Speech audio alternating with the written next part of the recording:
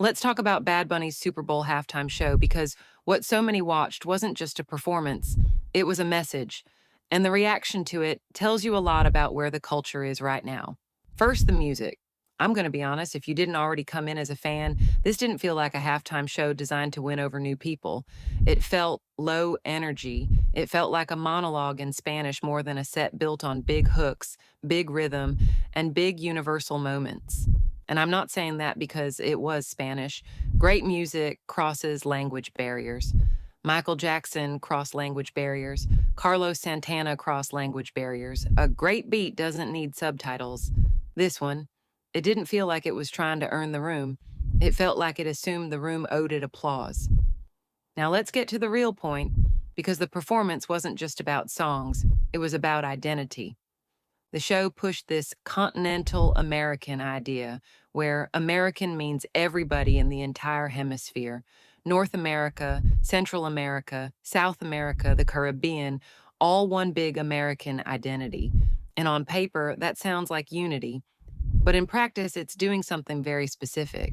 It's blurring the meaning of citizenship and national identity while still letting everybody else keep their own national pride.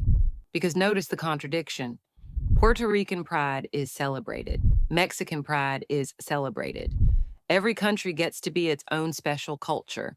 But the United States is increasingly told it's not allowed to have a distinct identity.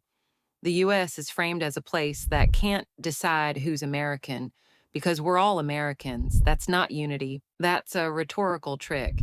And it's also a business move. The NFL wants Latin American markets. So what do? You sell a message that makes American football feel like it belongs to the whole hemisphere. You turn the biggest stage in American sports into a branding campaign for everybody belongs to this. Now let's talk about the stolen land narrative that always rides along with this messaging. The U.S. gets singled out as uniquely illegitimate, like it's the only country on earth with a conquest history.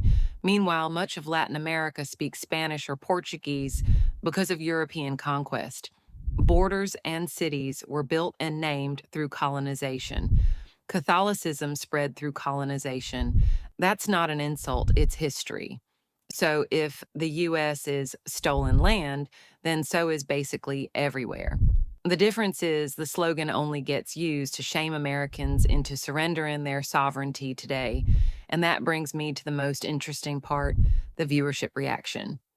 According to reporting, Turning Point USA's alternative all-American halftime show hit about 19.3 million views on YouTube as of Monday morning. Another report said the NFL's official YouTube upload of Bad Bunny's halftime show had about 16 million views as of Monday morning. So, what does that say? It says a lot of Americans are hungry for something that feels like it's for them again.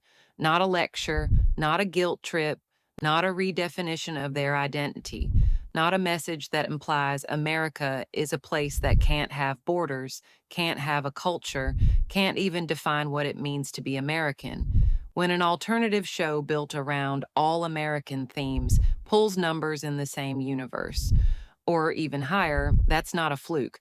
That's a signal. It's a signal that the cultural push to dilute American identity is creating backlash.